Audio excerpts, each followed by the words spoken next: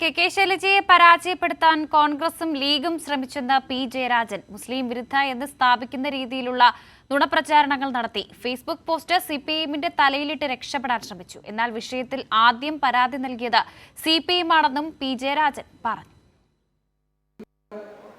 Shailaja teacher മുസ്ലിം വിരുദ്ധയാണ് എന്ന് സ്ഥാപിക്കുന്ന നിലയിലുള്ള നുണപ്രചരണങ്ങളാണ്